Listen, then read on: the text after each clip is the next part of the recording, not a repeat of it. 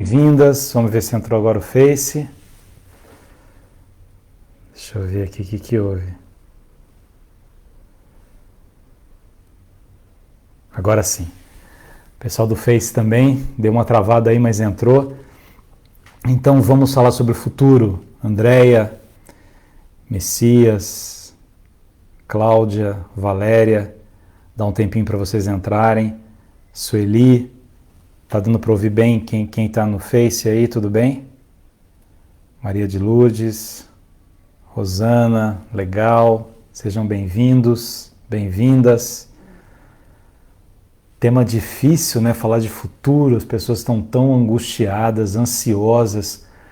Como é que a gente olha para a humanidade em que a gente está vivendo, para as dificuldades que nós teremos, para as notícias que a gente vê e pensa no futuro?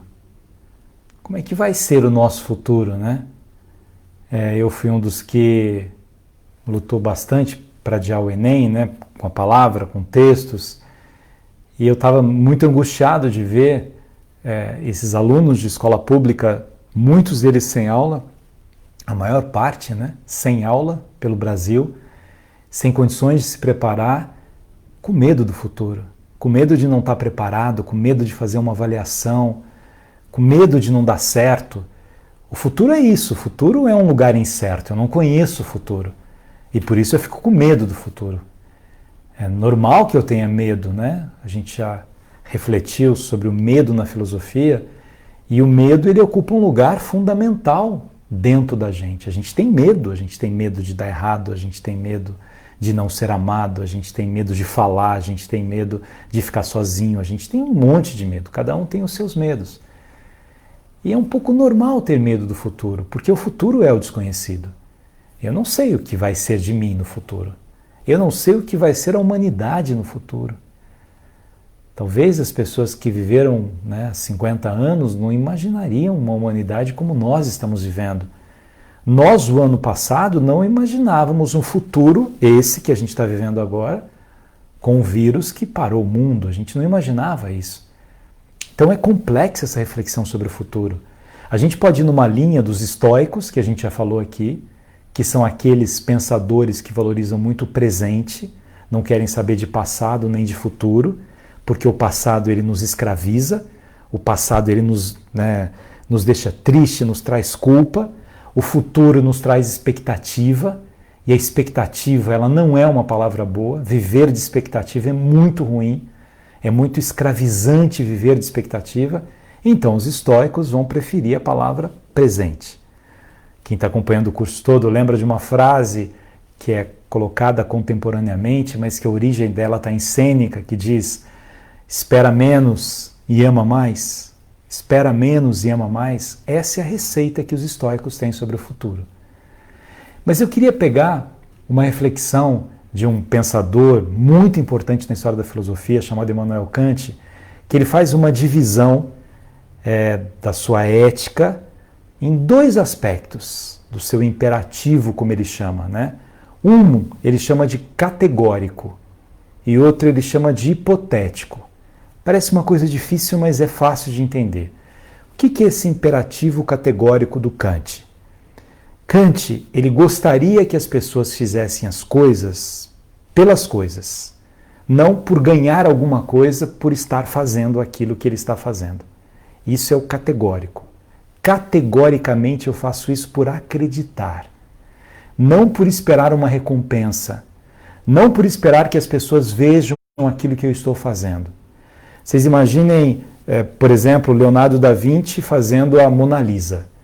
Imagine se, quando Leonardo da Vinci ele estava fazendo aquela obra-prima, se ele estava contemplando a sua obra, fazendo a sua obra por acreditar no que é uma obra, ou ele fazendo ficava imaginando, mas será que eu vou receber aplauso?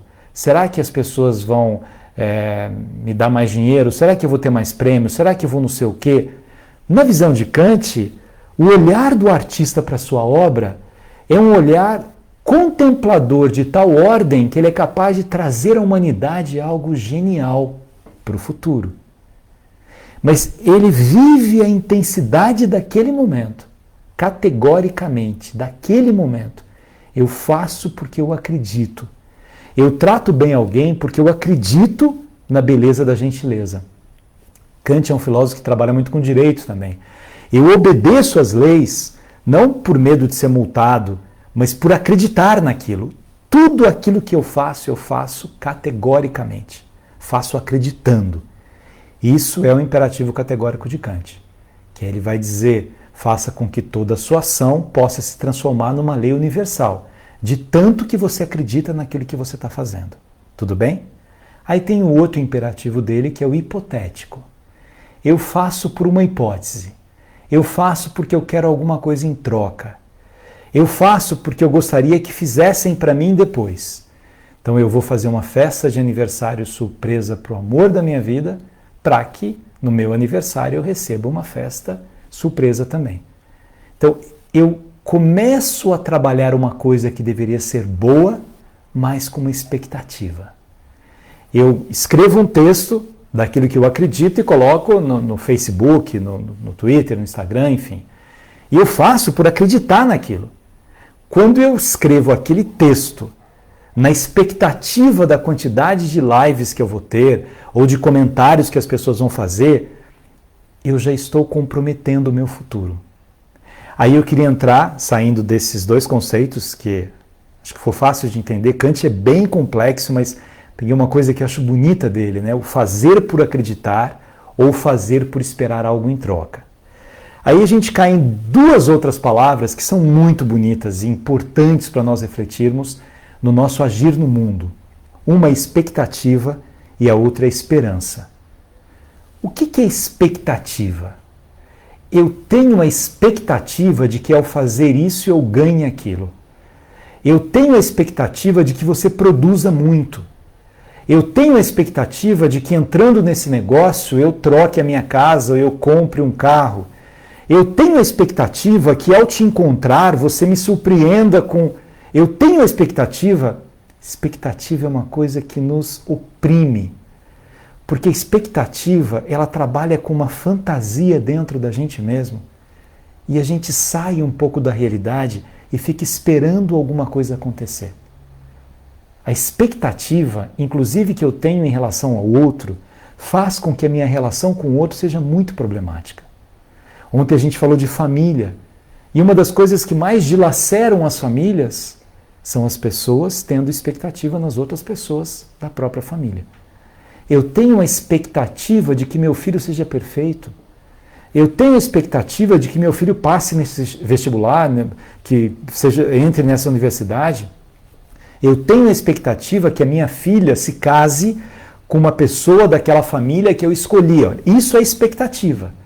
Eu estou sempre com expectativa, e a expectativa, que é uma palavra que leva ao futuro, ela se relaciona à ação das outras pessoas, exatamente. A expectativa leva à frustração. Eu vou estar frustrado o tempo todo, porque as coisas não giram em torno do meu umbigo. As pessoas nem sabem a expectativa que eu tinha em relação a elas. E às vezes eu fico frustrado porque eu vou falar com alguém na expectativa de que aquela pessoa se lembre de mim. E não é por mal, mas aquela pessoa não se lembrou naquele momento. Nossa, mas não se lembrou de mim. Eu encontrei com ela há 12 anos e eu falei com ela e agora ela já esqueceu de mim. Eu estou numa expectativa. Eu tenho a expectativa que meu time vença. Por exemplo, meu time não vence, eu estou frustrado. Quando eu não tenho uma expectativa, no tema ligado ao futuro, eu tenho uma palavra linda que se chama esperança. Se a expectativa nessa perspectiva que a gente está desenvolvendo, ela é uma palavra ruim, ela é uma palavra escravizante, a esperança é uma palavra linda, linda. Tem uma frase de Santo Agostinho que eu gosto muito sobre a esperança, que diz assim: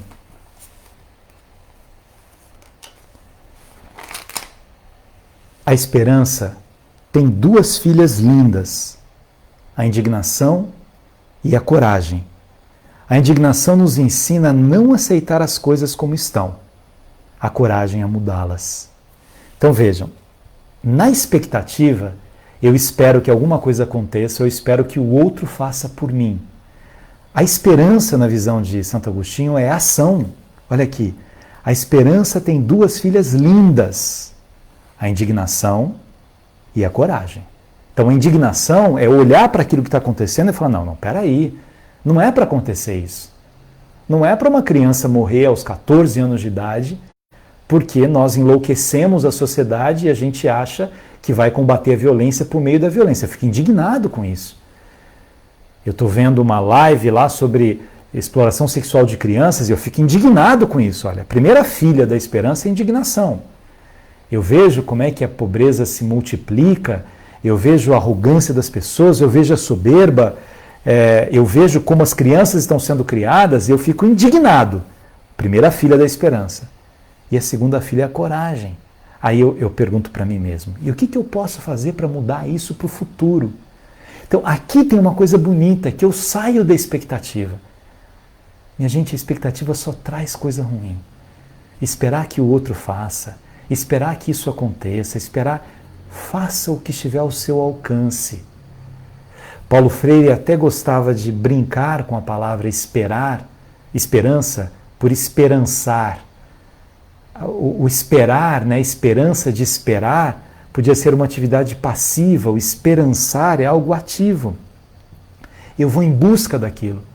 Eu tenho a compreensão de que eu posso fazer alguma coisa para melhorar o mundo no qual eu estou inserido, vivendo o presente. Eu estou indignado no presente, eu tenho a coragem de agir no presente para mudar o futuro.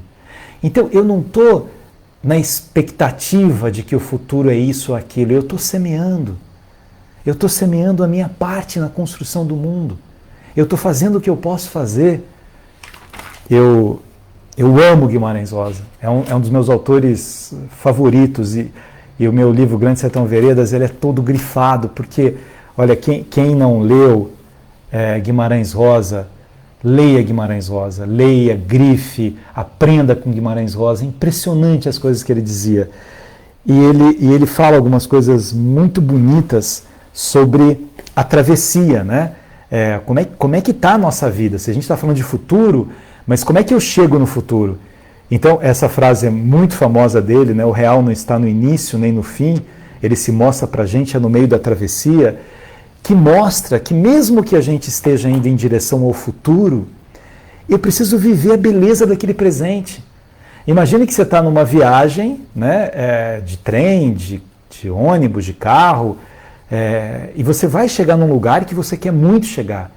Mas a viagem é por um lugar lindo. E de repente você, na travessia, você está contemplando a viagem. Chegar àquele lugar é uma esperança que você tem, no bom sentido. Não é uma expectativa, é uma esperança. Mas não depende de você. O mundo pode acabar na sua travessia. Uma coisa pode acontecer e você terá que voltar. Mas no momento que você está viajando, olhando pela janela, né, você vê aquela paisagem de um lado e de outro e você percebe que o belo está na travessia. Eu faço as coisas, voltando a Kant, por acreditar naquilo que eu estou fazendo, não pela recompensa que eu vou ter no futuro. Estou fazendo isso porque no futuro vão me reconhecer. Estou fazendo aquilo porque no futuro acharão... Aí é expectativa, é expectativa.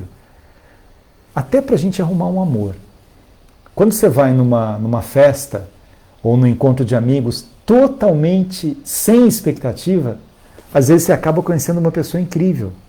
Quando você vai na expectativa de conhecer alguém, você já vai travado.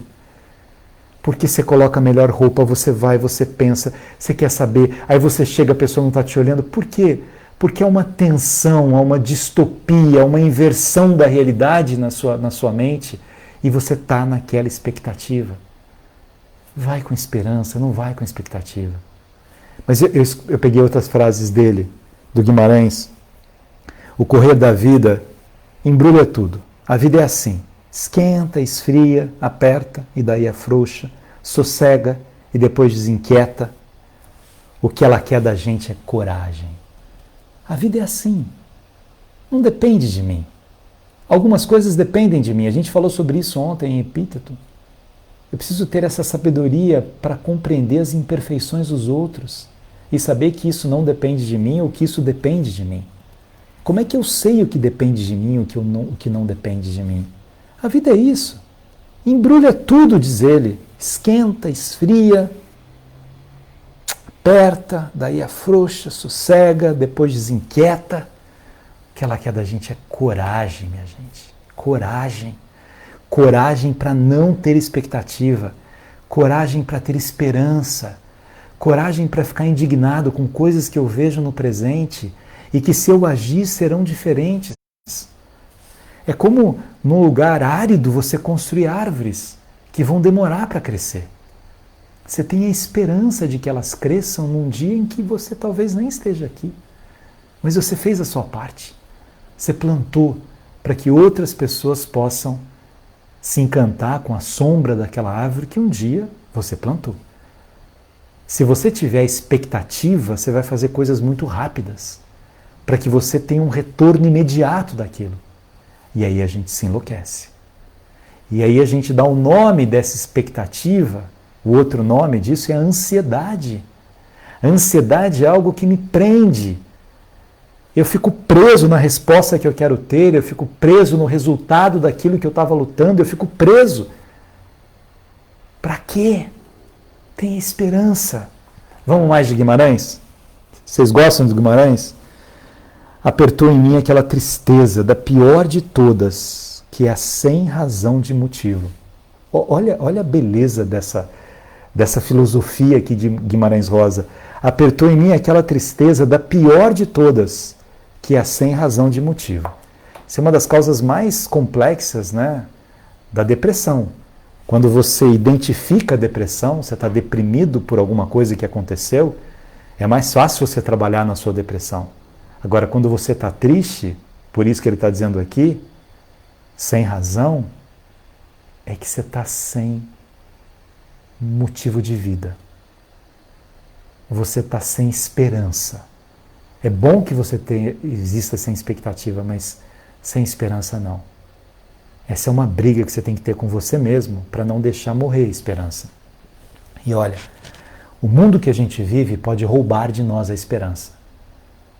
Eu tomo muito cuidado, assim, né, porque eu gosto de ler jornais de vários países, assim, né, de ver notícias, pelo menos, né, entrar em algum deles, né, The Guardian, o El País, o Le Figaro, para ver o que o mundo está pensando.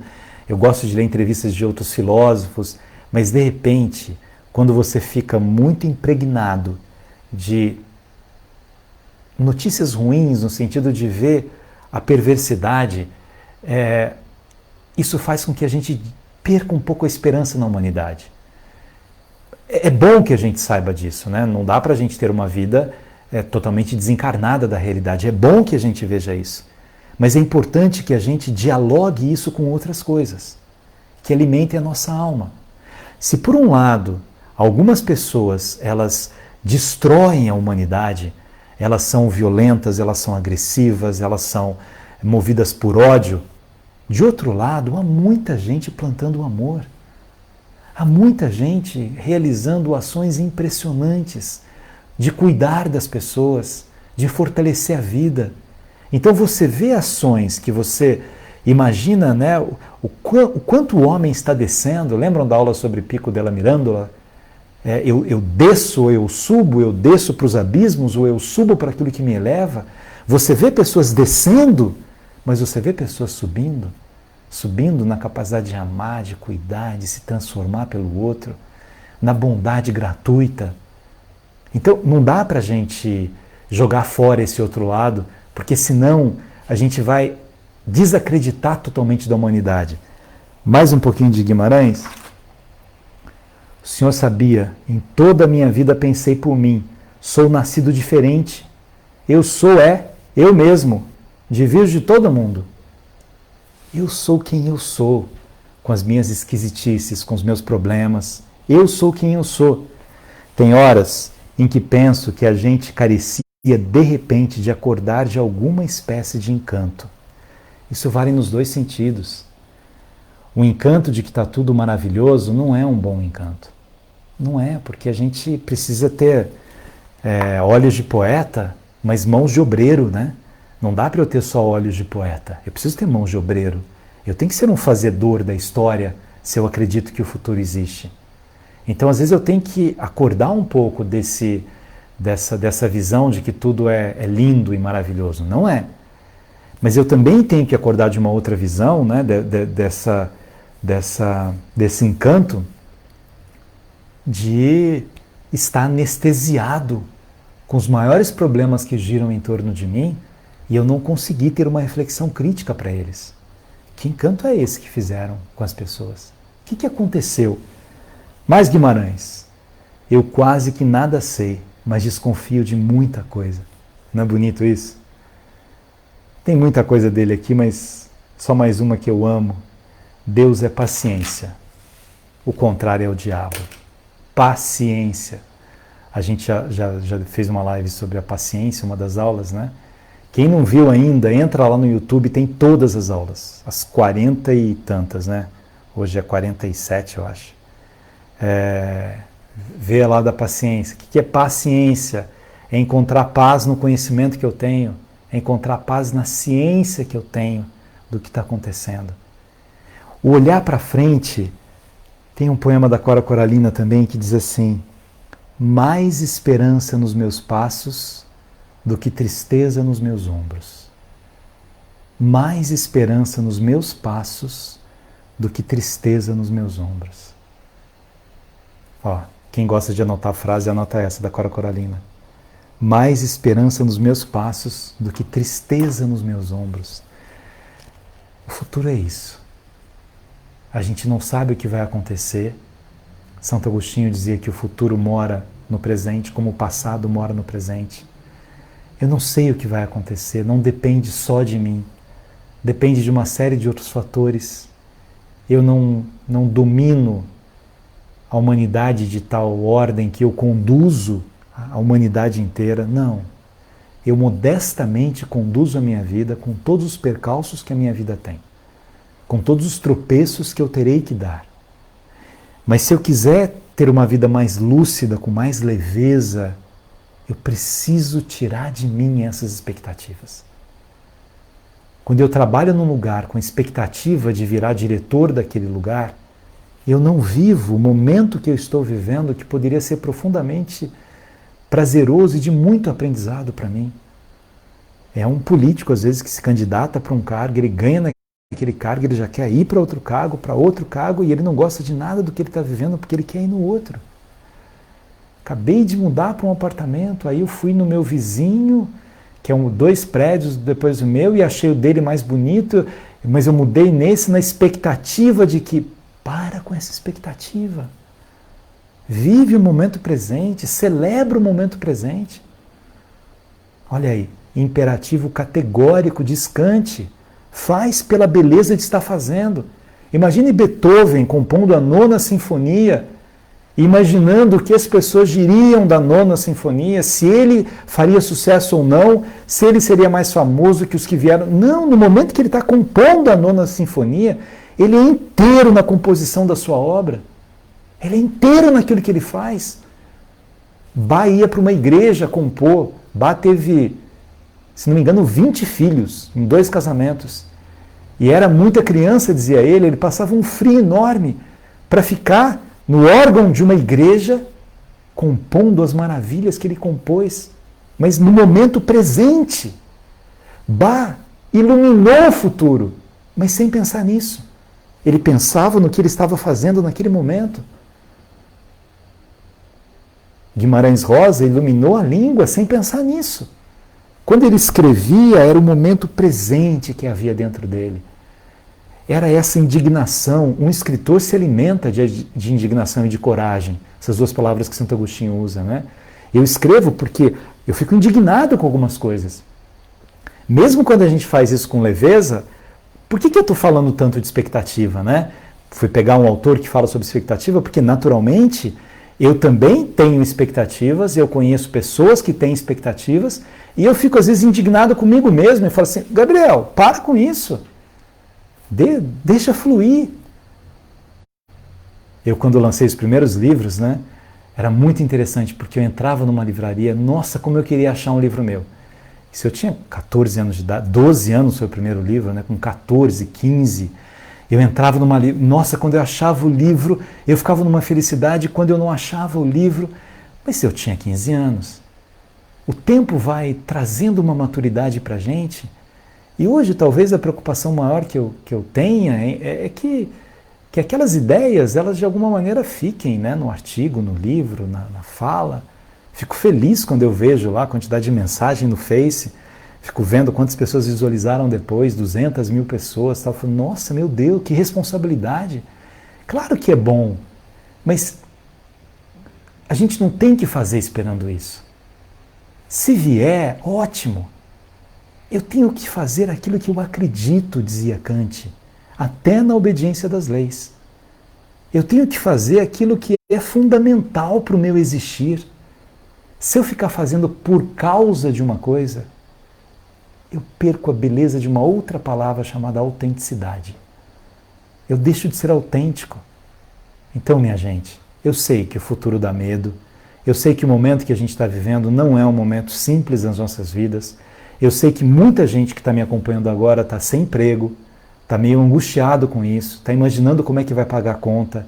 Eu sei que tem gente que está com emprego, está com medo de perder o emprego. A questão econômica já era dura antes disso. Então tudo isso nos dá uma ansiedade muito grande, um medo do futuro e uma expectativa de arrumar um emprego, de arrumar um trabalho, de arrumar isso e aquilo. Vai de esperança, não vai de expectativa. Vai mais leve. Vai organizando um pouco as coisas, por maiores que sejam os seus problemas. Você vai ter mais maturidade para resolver esses problemas. Você vai ter mais leveza para fazer isso. Eu acho que isso é um aprendizado que a gente pode ter, né? E de compreensão dessa travessia. Não seja escravo do seu passado, nem do seu futuro. As coisas que você já fez e que não deram certo, elas representam uma escola na sua existência. Então, não fique lamentando o tempo todo por aquilo que você fez ou deixou de fazer no passado. Tem um momento que você tem que perdoar você mesmo. E quanto ao futuro é a mesma coisa.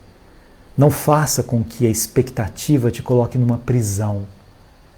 Te transforme em alguém o tempo todo buscando encontrar o seu livro lá, você escritor com 15 anos, e quando eu entrava na livraria e eu via o livro, eu saía numa felicidade. E quando eu entrava na livraria e não tinha o meu livro, que dor que era aquilo. Olha que bobagem. Tudo bem, faz parte da maturidade da vida, né? A gente vai aprendendo, vai vivendo, vai amadurecendo para isso, né? É isso aí, gente. Qual que é o tema de amanhã? Deixa eu ver aqui. Espera aí que eu vou falar com vocês ainda. Amanhã, ganância. É um tema muito legal. Talvez o mundo esteja do jeito que está por causa dessa palavra, ganância. O que levou os homens a serem gananciosos, né? A quererem mais do que o necessário, a quererem cada vez mais. Ganância tem a ver com expectativa também. Vamos falar sobre isso. Deixa eu mandar uns beijos aqui para vocês. Mércia Neves, apareceu Rubem Alves falando agora, que honra. Cíntia, muita expectativa não gera boas soluções. Mônica Brandão, Semira, preciso ser inteiro no que faz. Sheila, Sandro, meu amigo, eu fico vendo essas lives também, viu, Sandro? Obrigado pelo carinho. Andréia Azevedo, beijo para você. Rosa, Tatiane. Então, olha, fica aí para vocês essa dica. Quem quer ver as outras aulas, tá no Facebook, tá no YouTube. É só vocês entrarem lá, tudo de graça, pode olhar essas aulas, vamos fazer com que a filosofia nos ajude a pensar melhor. E amanhã, 9 horas da manhã, eu vou participar de uma live com brasileiros que moram fora do Brasil. Fiquei muito feliz por esse convite. E 9 horas no horário Brasil, né? E eu vou colocar aí no Insta depois o nome deles lá, né, dos dois, do Márcio, das pessoas que me convidaram, para ver como é que vocês entram. Quem quiser assistir sobre saudade, que é um tema lindo, né? Saudade, imagina quem mora fora, saudade que tem dessa terra maravilhosa que é o Brasil, com todos os problemas que a gente tem, né? Vamos ter esperança que a gente melhore, vamos ter esperança de momentos de maior lucidez, né? Não expectativa, esperança. E que a esperança nos inspire a usar essas duas palavras, a indignação, para que a gente não cruze os braços com as coisas ruins que acontecem. É importante que a gente veja, que a gente tome consciência das coisas ruins que os homens fazem quando tem ganância, que vai ser o tema de amanhã, e que a gente tenha coragem de mudar. Cada um no seu campo, na sua esfera, né? Eu dando aula, escrevendo aqui, você no que você faz, no que você trabalha, cuidando das pessoas, né? Exercendo o ofício da sua profissão, a gente pode com esperança, vou repetir, vamos terminar com Santo Agostinho. A esperança tem duas filhas lindas, a indignação e a coragem. A indignação nos ensina a não aceitar as coisas como estão, a coragem a mudá-las. É isso aí, gente. Obrigado pela companhia de vocês. A gente se encontra aqui amanhã, se Deus quiser, 6 horas. Beijo.